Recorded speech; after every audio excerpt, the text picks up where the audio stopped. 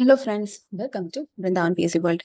അപ്പോൾ നമ്മുടെ LDC, LGS, VFAയുടെ പഠനത്തിന്റെ ഭാഗമായിട്ടൊരു ടെസ്റ്റ് സീരീസ് സ്റ്റാർട്ട് ചെയ്യുന്നു പറഞ്ഞിട്ടുണ്ടായിരുന്നു. അപ്പോൾ അതിനോടൊപ്പം തന്നെ SCRT ക്ലാസ്സസും കൂടി ചെയ്താലോ എന്ന് ആലോചിക്കുന്നുണ്ട്. ഈ ക്ലാസ്സിൽ നിങ്ങൾക്ക് അഡീഷണൽ ഫാക്ട്സും അത്യാവശ്യം വേണ്ടത് കിട്ടുന്നതായിരിക്കും കേട്ടോ. അപ്പോൾ അങ്ങനെ ചെയ്യുന്നതിനെ കുറിച്ച് ഞാൻ ആലോചിക്കുന്നുണ്ട്. നിങ്ങളുടെ അഭിപ്രായം കമന്റ് ചെയ്യാം. നമുക്ക് 5 തൊട്ട് 10 വരെയുള്ള SCRT പാഠഭാഗങ്ങളിൽ വേണ്ടത് മാത്രം പഠിച്ചെടുക്കേണ്ടതിന്റെ ആവശ്യകത ഞാൻ പറഞ്ഞു തരേണ്ട ആവശ്യമില്ല. കാരണം ഏതൊക്കെയാണെന്നുള്ളത് ഞാൻ ഇടയ്ക്കിടയ്ക്ക് ഓരോ ക്വസ്റ്റ്യൻസ് വരുമ്പോൾ PYQ സെഷൻ എന്നുള്ള രീതിയിലൊക്കെ പറയാറുണ്ട്. ടെക്സ്റ്റ് ബേസ്ഡ് ആയിട്ട് നല്ലവണ്ണം അവർ ചോദിക്കുന്നുണ്ടെന്ന്. ഇതിൽ നമ്മൾ 5, 7, 9 ക്ലാസ്സുകളിലെ പാർട്ട് 1, പാർട്ട് 2 നിന്ന് എന്തൊക്കെയാണ് നോക്കേണ്ടത് പ്രധാനമായിട്ടും ഉള്ള SCRT പാഠഭാഗങ്ങളെന്ന് ഞാൻ പറഞ്ഞിട്ടുണ്ട്. കാരണം ഇത് ഓൾറെഡി പുതിയതാക്കിയ ക്ലാസ്സുകളിലെ പാഠഭാഗങ്ങളാണ്. പിന്നെ 6, 8, 10 എന്ന് പറയുന്നത് ലേറ്റസ്റ്റ് ആയിട്ട്, അതായത് 2025 മാറ്റങ്ങൾ വന്നിട്ടുള്ളത്. അപ്പോൾ അതിൽ പാർട്ട് 1 വേണ്ടത് നോക്കേണ്ടത് ഏതൊക്കെയാണെന്ന് പറഞ്ഞു. പാർട്ട് 2 ആണ് പെൻഡിങ് ഉള്ളത്. അത് സമഗ്രയുടെ വെബ്സൈറ്റിൽ വന്നിട്ടില്ല. അപ്പോൾ അതും കൂടെ നമുക്ക് ഒന്നും കൂടെ ചെക്ക് ചെയ്തിട്ട് മുമ്പ് പറയാം അത്. ഓക്കെ. അപ്പോൾ ഈ ക്ലാസ്സസിൽ ഇന്ന് ഞാൻ നിങ്ങൾക്കൊരു ഡെമോ പോലെ കാണിച്ചു തരാം എങ്ങനെയാണ് എടുക്കുന്നത് എന്നുള്ള രീതിയിൽ. അപ്പോൾ ഇതിൽ എന്തെങ്കിലുമൊക്കെ കാര്യങ്ങൾ ആഡ് ഓൺ ചെയ്യണം എന്നുള്ള നിങ്ങളുടെ സജഷൻസ് ഒക്കെ പറയുക കേട്ടോ. അപ്പോൾ ഇന്ന് നമ്മൾ നോക്കാൻ പോകുന്ന ഈ ഒരു പാഠഭാഗം ഉണ്ടല്ലോ, ഇത് 8ാം ക്ലാസ്സിലെ 4ാമത്തെ പാഠഭാഗമാണ്. അപ്പോൾ ഇതിനു മുൻപ് ഞാൻ 8ാം ക്ലാസ്സിലെ തന്നെ 1ാമത്തെ പാഠഭാഗം ക്ലാസ് എടുത്തിട്ടുണ്ട്. അതിനെ യൂട്യൂബിൽ അപ്ലോഡ് ചെയ്തിട്ടുണ്ട്. 2ാമത്തെ ചാപ്റ്ററിന്റെ പകുതി ചെയ്തിട്ടുണ്ട്. ബാക്കി പകുതി ഞാൻ ഇപ്പോൾ ഇതിനെ എടുക്കാത്തതിന്റെ കാരണം, ഇപ്പോൾ പുതിയതായിട്ട് കാണുന്നവരുണ്ടെങ്കിൽ അതിന്റെ കണ്ടിന്യൂഷൻ ആയിട്ടല്ലേ എനിക്ക് അതിന്റെ പറയാൻ പറ്റും.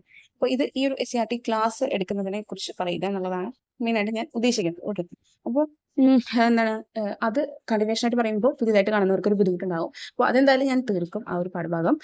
ഇത് നമുക്ക് ഈ ഒരു 4th ചാപ്റ്റർ എന്ന് പറയുന്നത് ഈ ലേറ്റസ്റ്റ് നടന്ന അസിസ്റ്റന്റ് സെയിൽസ്മാന്റെ ഐ തിങ്ക് 2 സ്റ്റേജസിനും അത്യാവശ്യം ചോദ്യങ്ങൾ ഈ ഒരു പാഠഭാഗത്ത് നിന്ന് വന്നിട്ടുണ്ടായിരുന്നു. സോ നമ്മൾ നിസ്സാരമെന്ന് വിചാരിക്കുന്ന സെന്റൻസസുകളിൽ നിന്നാണ് അവർ ചോദ്യങ്ങൾ സെറ്റ് ചെയ്തെടുക്കുന്നത്.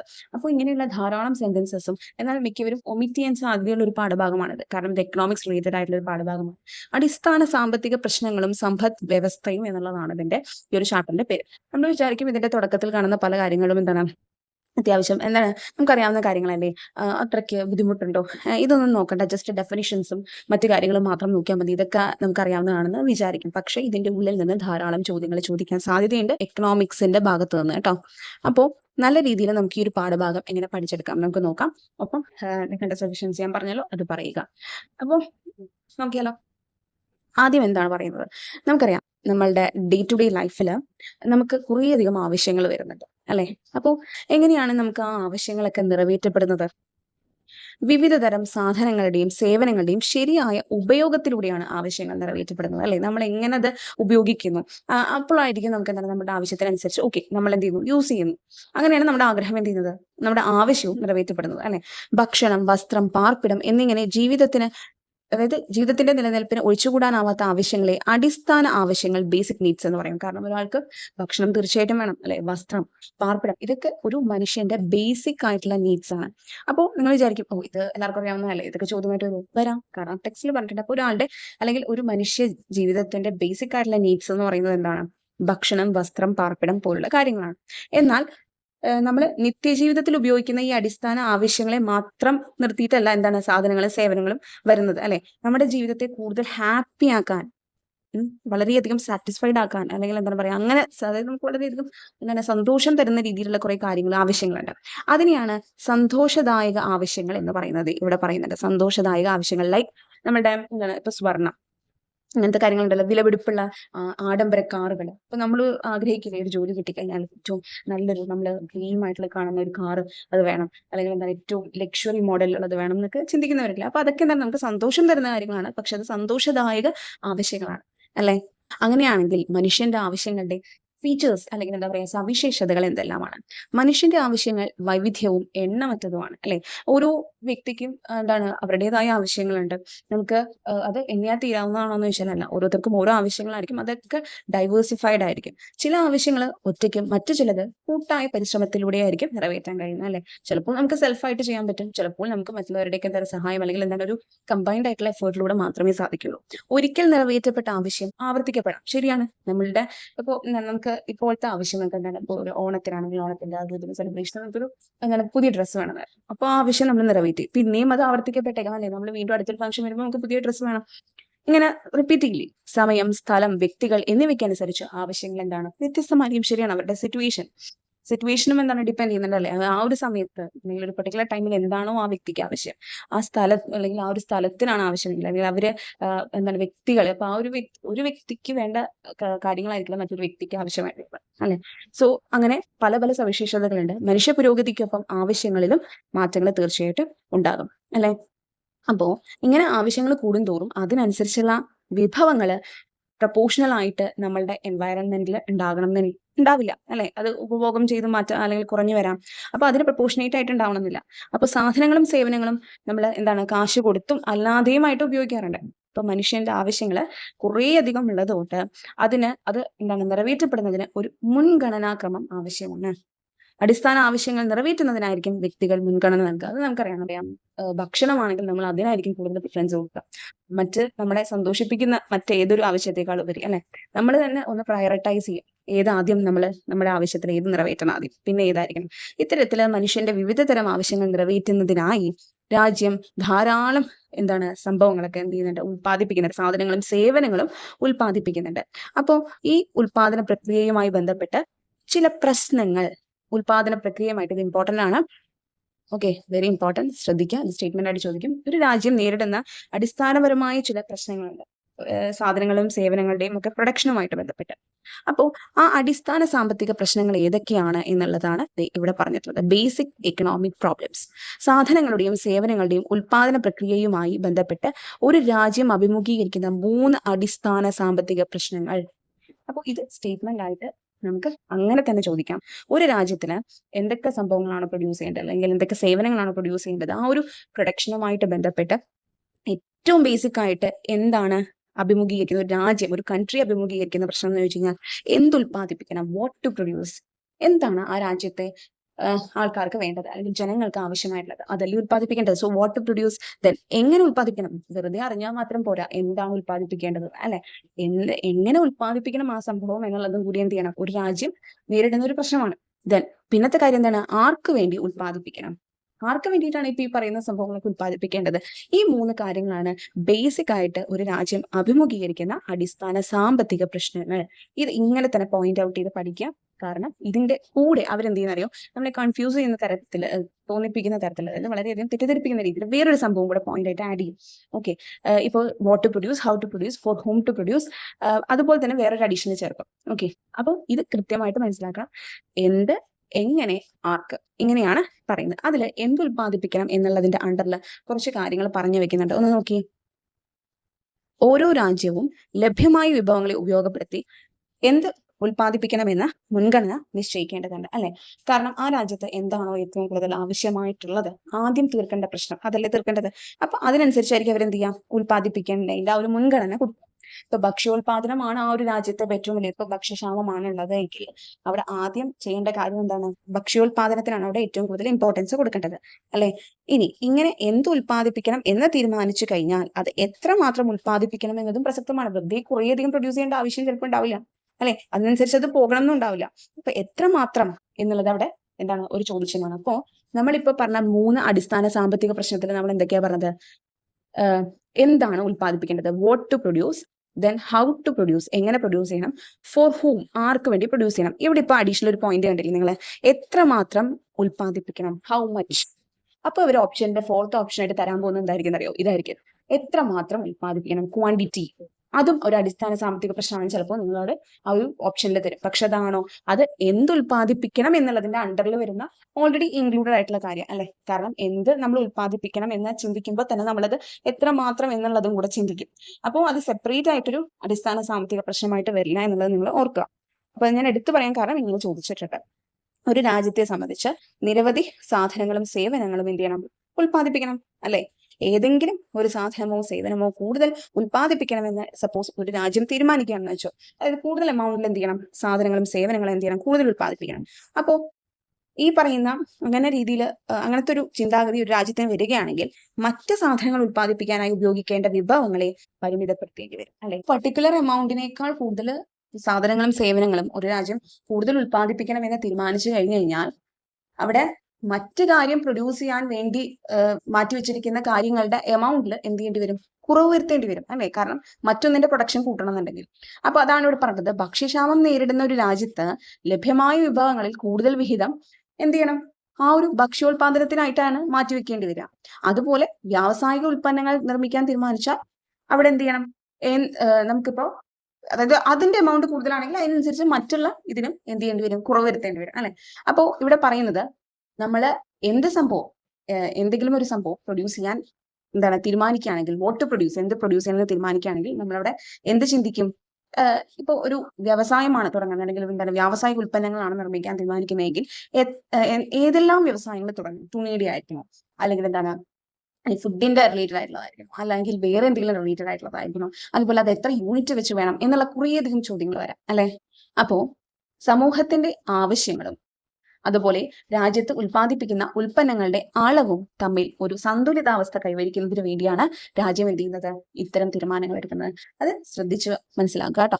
അപ്പൊ എന്താ പറഞ്ഞത്, സമൂഹത്തിന്റെ ആവശ്യങ്ങളും രാജ്യത്ത് ഉൽപ്പാദിപ്പിക്കുന്ന ഉൽപ്പന്നങ്ങളുടെ ആ ഒരു ക്വാണ്ടിറ്റി അതും തമ്മിൽ എന്ത് ചെയ്യണം, ഒരു ഇക്വിലിബ്രിയത്തിലായിരിക്കും. ഒന്നിനേക്കാളും അങ്ങോട്ട് കൂടുതലോ കുറവോ എന്നുള്ളതിനേക്കാൾ ഉപരി എന്താണോ ആവശ്യം അതിനനുസരിച്ച് ആ ഉൽപ്പാദിപ്പിക്കുന്ന ഉൽപ്പന്നങ്ങളുടെ അളവ് എന്തായിരിക്കണം, അത്രയും തന്നെ വേണം അല്ലെ? അപ്പൊ അത് ഒരു ഇക്വിലിബ്രിയത്തിലായിരിക്കണം. അതുകൊണ്ടാണ് ഇത്തരം തീരുമാനങ്ങൾ എന്ത് ചെയ്യുന്നത്, എടുക്കുന്നത്. അങ്ങനെയാണെങ്കിൽ ഇപ്പോ എന്തെല്ലാം സാധനങ്ങളും സേവനങ്ങളുമാണ് ഉൽപ്പാദിപ്പിക്കേണ്ടത്, അത് എത്രമാത്രം ഉൽപ്പാദിപ്പിക്കണം എന്ന് തീരുമാനിച്ചു കഴിഞ്ഞു കഴിഞ്ഞാൽ പിന്നത്തെ നമ്മുടെ ചോദ്യം എന്തായിരിക്കും? ഓക്കെ, എല്ലാം ഡിസൈഡ് ചെയ്തു, എന്ത് പ്രൊഡ്യൂസ് ചെയ്യണമെന്ന് ഡിസൈഡ് ചെയ്തു, എത്ര ക്വാണ്ടിറ്റിയിൽ പ്രൊഡ്യൂസ് ചെയ്യണമെന്ന് തീരുമാനിച്ചു. അങ്ങനെയാണെങ്കിൽ ഇത് എങ്ങനെ പ്രൊഡ്യൂസ് ചെയ്യും? ഇതല്ലേ അടുത്തൊരു ചോദ്യം. അപ്പൊ അതാണ് അടിസ്ഥാന സാമ്പത്തിക പ്രശ്നം number 2. Okay, how to produce എന്നുള്ളത്. ഇപ്പൊ നിങ്ങൾ കാണുന്ന ഈ പിക്ചറിൽ ഫസ്റ്റ് പിക്ചറിൽ മാനുവൽ ആയിട്ടാണ് എന്ത് ചെയ്യുന്നത്, ചപ്പാത്തി ഉണ്ടാക്കുന്നത്. ഓക്കെ, സെക്കൻഡ് പിക്ചറിലോ മെഷീനറിയാണ് അല്ലെ? അടുത്തതില് നിങ്ങൾ നോക്കുമ്പോഴേ ഇവിടെ കൃഷി എന്ന് പറയുന്നത് മാനുവൽ ആയിട്ടാണ്, ലേബറേഴ്സ് ആണ് ചെയ്യുന്നത്. മറ്റേതിലോ ട്രാക്ടർ അല്ലെ, അതായത് അതിന്റെ മെഷീൻ. അപ്പോ ഇവിടെ നമുക്ക് മനസ്സിലാകുന്ന ഒരു കാര്യം എന്ന് പറയുന്നത് എന്താണെന്ന് വെച്ച് കഴിഞ്ഞാൽ, ഓക്കെ, അധ്വാനശേഷിയും അതായത് നമ്മളുടെ ഹ്യൂമൻ ലേബറും ക്യാപിറ്റലും മൂലധനം എന്ന് പറയുന്ന രണ്ട് സംഭവങ്ങളുണ്ടല്ലോ, ലേബറും അതുപോലെ തന്നെ ക്യാപിറ്റലും. നമുക്കറിയാലോ നമ്മുടെ factors of production, 4 factors of production: land, labour, capital, entrepreneurship അല്ലെ? ലാൻഡ്, ലേബർ, ക്യാപിറ്റൽ, ഓൺടർപ്രണർഷിപ്പ് അല്ലെങ്കിൽ ഓർഗനൈസേഷൻ, എങ്ങനെ വേണമെങ്കിലും പറയാം കേട്ടോ. ഈ ഒരു സംഭവത്തിന്റെ 4 ഈ ലേബറും ക്യാപിറ്റലും ഉപയോഗപ്പെടുത്തിയാണ് ഉൽപ്പാദിപ്പിക്കാൻ കഴിയാന്നറിയാം. കാരണം എന്താ, ക്യാപിറ്റൽ മൂലധനം ഉണ്ടെങ്കിൽ നമുക്ക് എന്തെങ്കിലും ഇൻവെസ്റ്റ് ചെയ്ത് ഇപ്പൊ മെഷീനറി ഒക്കെ കൊണ്ടുവരാൻ പറ്റുമോ? ലേബർ ഉണ്ടെങ്കിൽ ചില കാര്യങ്ങൾ അവിടെ തീർച്ചയായിട്ടും അതിനനുസരിച്ചുള്ള കാര്യങ്ങൾ ചെയ്യാൻ പറ്റില്ല. അപ്പൊ ഇവ രണ്ടും ഉപയോഗപ്പെടുത്തുന്ന സന്ദർഭങ്ങൾ നമുക്കറിയാം. ബേസിക് ആയിട്ടുള്ള എന്തൊരു സാധനത്തിന്റെ പ്രൊഡക്ഷനിലും ഈ പറയുന്ന എല്ലാ ഘടകങ്ങളും ഇൻക്ലൂഡഡ് ആണ്. ലാൻഡ് ആയിട്ടും ലേബർ ആയിട്ടും ക്യാപിറ്റൽ ആയിട്ടും ഒക്കെ ഉണ്ടാവും. ഇപ്പൊ ഒരു സ്ഥലത്ത് ഇപ്പൊ എന്തെങ്കിലും ഒരു ഫാക്ടറി ആണെന്ന് വെക്കും, അപ്പൊ അതൊരു സ്ഥലം വേണം അല്ലെ? ഒരു ആള് തീരുമാനിക്കുകയാണ് ഒരു ഫാക്ടറി അയാൾക്ക് തുടങ്ങണം, അതിനൊരു സ്ഥലം വേണം. ഓക്കെ, അപ്പൊ അയാൾ എന്ത് ചെയ്യണം, ഒരു സ്ഥലത്ത് സെറ്റ് ചെയ്യാനൊക്കെ എടുത്തു. അതിനുശേഷം അവിടെ നാം സ്ഥാപിച്ചു. ഇപ്പൊ എന്തെങ്കിലും ബിസ്ക്കറ്റിന്റെ ആണെന്ന് വിചാരിക്കുക. അപ്പൊ അയാൾ അതിനുള്ള മെഷീനറിക്കുള്ള ഇൻവെസ്റ്റ് ചെയ്തു അല്ലെ, ക്യാപിറ്റൽ ഇട്ടു. അപ്പോൾ അതിനുശേഷം അവിടെ മെഷീനറി ഒക്കെ കൊണ്ടുവച്ചു ബിസ്ക്കറ്റ് പ്രൊഡ്യൂസ് ചെയ്യാനുള്ളത്. ആ ബിസ്ക്കറ്റിനെ പാക്ക് ചെയ്ത് അങ്ങനെ ആക്കുന്നതിന്റെ ആ കാര്യങ്ങളും മറ്റു കാര്യങ്ങളൊക്കെ ഡീൽ ചെയ്യാൻ വേണ്ടിയിട്ട് ലേബറേഴ്സും ഉണ്ട് അവിടെ, ചെക്ക് ചെയ്യാനും മറ്റുള്ള കാര്യങ്ങളൊക്കെ. അപ്പോൾ ലേബറേഴ്സ് ഉണ്ട്. ഒപ്പം അയാളുടെ പ്രോഫിറ്റ് എന്ന് പറയുന്നത് ഈ പറയുന്ന, അതായത് അയാൾ ഈ ബിസ്ക്കറ്റ് പ്രൊഡ്യൂസ് ചെയ്യുന്നു, അങ്ങനെ ബിസ്ക്കറ്റ് പ്രൊഡ്യൂസ് ചെയ്ത് അയാൾ എന്ത് ചെയ്യുന്നു, ഒരു ഫാക്ടർ കോസ്റ്റിൽ എന്ത് ചെയ്യുന്നു, ഇത് ഇടുകയാണ് ചെയ്യുന്നത് അല്ലെ? ഈ പറയുന്ന ആ ഒരു കോസ്റ്റില് എന്തൊക്കെ കാര്യങ്ങൾ വരും? ഈ പറയുന്ന ലാൻഡ്, അയാൾ തിരഞ്ഞെടുത്ത ലാൻഡ് ഇപ്പൊ ലീസിന് അങ്ങനെ വല്ലതൊക്കെ ആണെങ്കിൽ ആ ലാൻഡിന് എന്ത് ചെയ്യണം, അതിന് കിട്ടേണ്ട കൂലിയുണ്ട് അല്ലെ? ലാൻഡിന് റെന്റ് ആയിട്ടായിരിക്കും കിട്ടുക. ഇത് നമ്മളിപ്പോ വേറെ പാഠഭാഗങ്ങളിൽ കാണും, അപ്പൊ ജസ്റ്റ് പറഞ്ഞു പോകുന്നുള്ളൂ. ലേബറിന് വേജ് കൊടുക്കണം അല്ലെ? ക്യാപിറ്റലിന് ഇൻട്രസ്റ്റ്, ഇതിനോ പ്രോഫിറ്റ്. ഓക്കെ, എന്റർപ്രണറിന് പ്രോഫിറ്റ്. അപ്പൊ പ്രോഫിറ്റ് ആണ് ഒരു എന്റർപ്രണറിന്റെ ലക്ഷ്യം എന്ന് തന്നെ പറയുന്നത് അല്ലെ? അപ്പൊ എക്സ്ട്രാ എമൗണ്ട് എപ്പോഴും അവിടെ എക്സ്ട്രാ കൂടുതൽ എന്ന് പറയുന്നത് ആർക്കായിരിക്കും? എന്റർപ്രണറിന് തന്നെ ആയിരിക്കും. കാരണം ആ എന്റർപ്രണർ ആണ് എന്ത് ചെയ്യുന്നത്, ഒരു റിസ്ക് ഏറ്റെടുക്കുന്നത് അല്ലെ? അയാൾ പ്രൊഡ്യൂസ് ചെയ്യുന്ന സാധനം ചിലപ്പോൾ വൻ ഹിറ്റ് ആകാം അല്ലെ, നല്ല രീതിയിൽ മുന്നോട്ട് പോകുന്നതായിരിക്കാം. അല്ലെങ്കിൽ എന്ത് സംഭവിക്കാം, അത് ഡിം ആകാം അല്ലെ? ഇപ്പോൾ ലാഭമാകാം കിട്ടുക, ചിലപ്പോൾ ലോസ് ആയിരിക്കും, നമുക്കൊന്നും പറയാൻ പറ്റില്ല. അപ്പോൾ ആ റിസ്ക് എടുക്കുന്ന ഓൺടർപ്രണറിനായിരിക്കും ഈ ഫാക്ടർ കോസ്റ്റ് അല്ലെങ്കിൽ നമ്മൾ എന്താ പ്രൊഡ്യൂസ് ചെയ്യുന്നതിന്റെ വിലയിൽ മെജോറിറ്റി ഷെയർ എന്ന് പറയുന്നത് എന്തായിരിക്കും, ഓൺടർപ്രണറിനായിരിക്കും എന്ന് നമുക്കറിയാം. അപ്പോൾ ഈ പറയുന്ന ചിത്രങ്ങളിൽ നമ്മൾ പറഞ്ഞു ഹൗ ടു പ്രൊഡ്യൂസിൽ കൂടുതലായിട്ടും വരുന്ന സംഭവം എന്താണ്, ഈ പറയുന്ന അധ്വാനശേഷിയും മൂലധനം എന്ന് പറയുന്ന രണ്ട് ഫാക്ടേഴ്സ് ആണ് അല്ലെ. അപ്പോൾ ഇവിടെ ഒരു പ്രധാനപ്പെട്ട പോയിന്റ് പറയുന്നുണ്ട്, കൂടുതൽ തൊഴിൽ ശക്തി, അതായത് ഹ്യൂമൻ ലേബർ ആണ് കൂടുതലെങ്കിൽ അവിടെ കുറഞ്ഞ മൂലധനം ഉപയോഗിച്ച് ഉൽപാദനം നടത്തുന്ന രീതിയെയാണ് നമ്മൾ ലേബർ ഇന്റൻസീവ് ടെക്നിക് അഥവാ തൊഴിൽ തീവ്ര സാങ്കേതിക രീതി എന്ന് പറയുന്നത്. നിങ്ങളൊന്ന് ചിന്തിച്ചു നോക്കൂ, ക്യാപിറ്റൽ കുറവാണെന്ന് വിചാരിക്കും, അതായത് നമ്മൾ ഇടുന്ന ഇൻവെസ്റ്റ്മെന്റ് ഇപ്പൊ മെഷീനറി ആയിട്ടൊന്നും അത്ര വലിയ കാര്യത്തിലുള്ള സംഭവങ്ങൾ ഇടേണ്ടി വരുന്നില്ല എങ്കിൽ അവിടെ നമ്മൾ എന്ത് ചെയ്യും, നമ്മൾ ഉൽപ്പാദിപ്പിക്കാൻ ശ്രമിക്കുന്ന സംഭവത്തിൽ ലേബറേഴ്സിനായിരിക്കും കൂടുതൽ എന്ത് ചെയ്യാം വെക്കുക അല്ലെ. അപ്പോൾ അതായത് ഓപ്പോസിറ്റ് ആണെന്ന് അർത്ഥം. ഇൻവേഴ്സ് റിലേഷൻ എന്നുള്ള രീതിയിൽ അല്ലെങ്കിൽ ഇൻവേഴ്സ്ലി പ്രൊപ്പോർഷണൽ എന്നുള്ള രീതിയിൽ എടുത്താൽ മതി. നിങ്ങൾ കുറഞ്ഞ ക്യാപിറ്റലും കൂടുതൽ തൊഴിൽ ശക്തി, അതിനെയാണ് തൊഴിൽ സാങ്കേതിക രീതി അഥവാ ലേബർ ഇന്റൻസീവ് ടെക്നിക് എന്ന് വിളിക്കുന്നത്. ഇത് ഇമ്പോർട്ടന്റ് ആണ്, നോക്കണം. അടുത്തത് കൂടുതൽ മൂലധനം, അതായത് ക്യാപിറ്റൽ കൂടുതൽ ഇൻവെസ്റ്റ് ചെയ്തു, അതായത് മെഷീനറി ഒക്കെ വളരെയധികം കൂടുതൽ ഇൻവെസ്റ്റ് ചെയ്തു. പക്ഷെ ആ മെഷീനറിയുടെ ഗുണം കൊണ്ട് അല്ലെങ്കിൽ എന്താണ് അത് മെഷീനറിയായി ചെയ്യുന്നതുകൊണ്ട് അവിടെ മുൻപത്തേന്റെ അത്രയും ലേബറേഴ്സ് വേണ്ടി വരില്ല അല്ലെ. അപ്പോൾ അവിടെ ഓട്ടോമാറ്റിക്കലി എന്ത് സംഭവിച്ചു, ലേബറേഴ്സിന്റെ എണ്ണത്തിൽ അല്ലെങ്കിൽ തൊഴിൽ ശക്തിയിൽ കുറവ് വന്നു. സോ അതിനെ നമ്മൾ ക്യാപിറ്റൽ ഇന്റൻസീവ് ടെക്നിക് അല്ലെങ്കിൽ മൂലധന തീവ്ര സാങ്കേതിക രീതി എന്ന് പറയും. ഇതൊന്ന് നോട്ട് ചെയ്യണം, കാരണം ഇതിന്റെ ഫീച്ചേഴ്സ് ആണ് അടുത്തതിൽ പറയുന്നത്. അപ്പോ എങ്ങനെ ഉൽപ്പാദിപ്പിക്കണം, ഹൗ ടു പ്രൊഡ്യൂസ് എന്ന് പറയുന്ന ഒരു കാര്യം വരുമ്പോ അവിടെ ഏത് ടെക്നിക്കാണ് നമ്മൾ ഉപയോഗിക്കുന്നത് എന്നുള്ളതിനെ ബന്ധപ്പെടുത്തിയിരിക്കും ബാക്കി കാര്യങ്ങൾ അല്ലെ. അതും ഒരു പ്രശ്നമാണെന്ന് മനസ്സിലായില്ലേ. ഇപ്പൊ നമ്മള് വാട്ട് ടു പ്രൊഡ്യൂസ് എന്നുള്ളതിനെ കണക്ട് ചെയ്ത്, അതായത് ഒരു രാജ്യത്ത് എന്തുൽപാദിപ്പിക്കണം എന്നുള്ളതിനെ കുറിച്ച് നമ്മൾ ചിന്തിച്ചപ്പോ അവിടെ നമ്മൾ സബ് പോയിന്റ് ആയിട്ട് പറഞ്ഞ ഒരു പോയിന്റ് അഡീഷണൽ എന്തായിരുന്നു, എത്രമാത്രം, ഹൗ മച്ച്, എത്ര ക്വാണ്ടിറ്റിയിൽ എന്നുള്ളത്, ഹൗ മച്ച് എന്നുള്ളതാണ് നമ്മൾ എന്ത് ചെയ്തത് ഇതിന്റെ സബായിട്ട് പറഞ്ഞത്. ഫസ്റ്റ് സാമ്പത്തിക പ്രശ്നത്തിന്റെ സബായിട്ട് പറഞ്ഞത് അല്ലെ. ഇനി രണ്ടാമത്തെ അടിസ്ഥാന സാമ്പത്തിക പ്രശ്നമായ ഹൗ ടു പ്രൊഡ്യൂസ് എന്നുള്ളതിൽ നമ്മൾ ഡിസ്കസ് ചെയ്തപ്പോൾ അവിടെ നമ്മൾ കണ്ട സബ് പോയിന്റ് എന്താണ്, ഏത് ടെക്നിക്കാണ്, വിച്ച് ടെക്നിക്, ഏത് ടെക്നിക്കാണ് ഉപയോഗപ്പെടുത്തുന്നത് അല്ലെങ്കിൽ തിരഞ്ഞെടുക്കുന്നത്, അത് ലേബർ ഇന്റൻസീവ് ആണോ ക്യാപിറ്റൽ ഇന്റൻസീവ് ആണോ എന്നുള്ള ആ ഒരു ഡൗട്ട് വന്നില്ലേ. അതായത് അതിന്റെ തിരഞ്ഞെടുപ്പും പ്രധാനമാണ് എന്നുള്ളതാണ് ഉദ്ദേശിക്കുന്നത്. ഓക്കെ, എങ്ങനെ ഉൽപ്പാദിപ്പിക്കണം എന്നുള്ളത് ചിന്തിക്കുമ്പോൾ തീർച്ചയായിട്ടും ഏത് സാങ്കേതിക രീതിയാണ് സ്വീകരിക്കേണ്ടത് എന്നുള്ളതും ഇമ്പോർട്ടന്റ് ആണ്. ഓക്കെ, അപ്പോ ഇപ്പോ നമ്മൾ ഏത് ടെക്നിക്കായിരിക്കും യൂസ് ചെയ്യുക എന്നുള്ളത് ചിന്തിക്കുന്നത് എന്ത് വെച്ചിട്ടായിരിക്കും എന്നറിയോ, ആ പ്രദേശത്ത് ലഭ്യമായ വിഭവങ്ങളെ അടിസ്ഥാനപ്പെടുത്തിയിട്ടായിരിക്കും തീരുമാനിക്കുക. ശരിയല്ലേ. നമ്മളിപ്പം ഒരു സ്ഥലത്തെ എന്തൊക്കെ റിസോഴ്സസ് ആണോ ഉള്ളത് അത് നോക്കിയിട്ടായിരിക്കും നമ്മൾ എന്ത് ചെയ്യുക, എങ്ങനത്തെ വേണം, ലേബർ ഇന്റൻസീവ് വേണോ അല്ലെങ്കിൽ ക്യാപിറ്റൽ ഇന്റൻസീവ് വേണോ, ഏത് സാങ്കേതിക രീതി വേണം കൂടുതൽ ഉപയോഗിക്കാൻ എന്നുള്ളത് നമ്മൾ എന്ത് ചെയ്യാം, തീരുമാനിക്കാം. ഓക്കെ, നെക്സ്റ്റ് മൂലധന തീവ്ര സാങ്കേതിക രീതിയുടെ പ്രത്യേകതകൾ, ക്യാപിറ്റൽ ഇന്റൻസീവ് ടെക്നിക് അല്ലെ. അപ്പോൾ നമുക്കറിയാവുന്ന കാര്യമാണ് എന്താണ്, തൊഴിലാളികളുടെ ആവശ്യകതയുടെ കുറവ്, കാരണം ലേബറേഴ്സ് അധികം വേണ്ട, ക്യാപിറ്റൽ കൂടുതൽ വേണം, ഉൽപാദനക്ഷമത ഉറപ്പുവരുത്താൻ പറ്റും അല്ലെ. കാരണം മെഷീനറി ആണ് അവിടെ കൂടുതൽ ചെയ്യുന്നത്, തീർച്ചയായിട്ടും പ്രൊഡക്ടിവിറ്റി കൂടുതലായിരിക്കില്ലേ. ദെൻ ICT സാങ്കേതിക വിദ്യ ഉപയോഗപ്പെടുത്തുന്നു, അതുപോലെ തന്നെ ഉൽപാദനത്തിന് കുറഞ്ഞ സമയം. ഇതൊക്കെ നമുക്ക് നോർമലി ചിന്തിച്ചാലും കിട്ടുന്ന പോയിന്റ്സ് ആണ്. ഇനി ലാസ്റ്റത്തെ പോയിന്റ്, ആർക്ക് വേണ്ടി ഉൽപ്പാദിപ്പിക്കണം, ജനങ്ങളുടെ ആവശ്യങ്ങൾ നിറവേറ്റുന്നതിനായിട്ടാണ് എന്ത് ചെയ്യുന്നത് ഒരു രാജ്യം അവിടെ സാധനങ്ങളും സേവനങ്ങളും എന്ത് ചെയ്യുന്നത് ഉൽപ്പാദിപ്പിക്കുന്നത് അല്ലെ.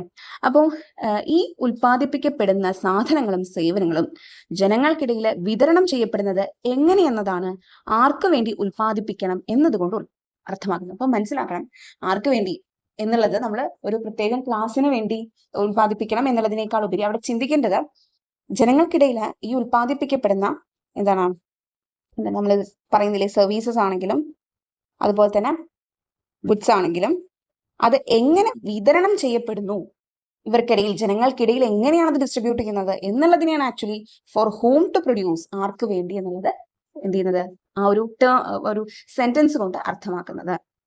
അപ്പോ ഈ ലഭ്യമായ വിഭവങ്ങളുടെ പ്രയോജനകരമാം വിധം വിനിയോഗിക്കുന്ന തരത്തിൽ വേണം ഉൽപാദന പ്രവർത്തനങ്ങൾ എന്ത് ചെയ്യാൻ, ആസൂത്രണം ചെയ്യാൻ അല്ലെ. സാധനങ്ങളും സേവനങ്ങളും ഉൽപ്പാദിപ്പിക്കുന്നത് നമ്മൾ നേരത്തെ കണ്ടു എന്താണ്, ലാൻഡ്, ലേബർ, ക്യാപിറ്റൽ, ഓന്റർപ്രണർഷിപ്പ് എന്നിവയുടെ ഒരുമിച്ചുള്ള പ്രവർത്തനത്തിലൂടെയാണ്. അതായത് ഞാൻ നേരത്തെ പറഞ്ഞ ലാൻഡ്, ലേബർ, ക്യാപിറ്റൽ, ഓന്റർപ്രണർഷിപ്പ് എന്ന് പറയുന്ന ഈ 4 ഫാക്ടേഴ്സിലൂടെ അല്ലെങ്കിൽ അത് ഒരുമിച്ച് നിന്നാൽ മാത്രമേ എന്ത് ചെയ്യാൻ പറ്റുള്ളൂ, സാധനങ്ങളും സേവനങ്ങളും ഉൽപ്പാദിപ്പിക്കാൻ പറ്റും അല്ലെ. അങ്ങനെയാണെങ്കിൽ ഉൽപ്പാദിപ്പിച്ച സാധനങ്ങളുടെ മൂല്യം ഉൽപാദന ഘടകങ്ങൾക്ക് അവയുടെ പങ്കിനനുസരിച്ച് വിതരണം ചെയ്യപ്പെടണം. ഇത് ഞാൻ ഓൾറെഡി പറഞ്ഞില്ലേ, ലാൻഡിന് എന്താണ് കൊടുക്കുക എന്നുള്ളത്. ലാൻഡിന് റെന്റ്, ലേബറിന്, അതായത് പാട്ടം എന്ന് മലയാളത്തിൽ പറയൂ കേട്ടോ, ലേബറിന് വേതനം, ക്യാപിറ്റൽ അതായത് മൂലധനത്തിന് ഇൻട്രസ്റ്റ് പലിശ, ഓന്റർപ്രണർഷിപ്പിന് പ്രോഫിറ്റ് ലാഭം. ഇങ്ങനെയാണ് എന്ത് ചെയ്യേണ്ടത് ഇതിന്റെ കാരണം ഈ പറയുന്ന ഫാക്ടേഴ്സ് ഓഫ് പ്രൊഡക്ഷന്റെ കൂട്ടായ ആ ഒരുമിച്ചുള്ള പ്രവർത്തനത്തിലൂടെയാണ് ഒരു സാധനം അല്ലെങ്കിൽ സേവനമൊക്കെ പ്രൊഡ്യൂസ് ചെയ്യപ്പെടുന്നത്. അപ്പൊ തീർച്ചയായിട്ടും ആ ഉൽപ്പാദിപ്പിച്ച സാധനങ്ങളുടെയും സേവനങ്ങളുടെയും മൂല്യത്തില് ഈ പറയുന്ന എല്ലാത്തിനും എന്ത് ചെയ്യണം, ഒരു എമൗണ്ട് നമ്മൾ നീക്കി വെക്കണ്ടേ അല്ലെ? കാരണം ആ ഇതിന്റെയൊക്കെ ഉപയോഗപ്പെടുത്തലുകൊണ്ടല്ലേ അതുണ്ടായത്. അപ്പൊ അതിന്റെ മൂല്യത്തിൽ ഇതിന്റെയൊക്കെ എന്ത് ചെയ്യും, ഇൻക്ലൂഡ് ചെയ്തിട്ടുണ്ട്.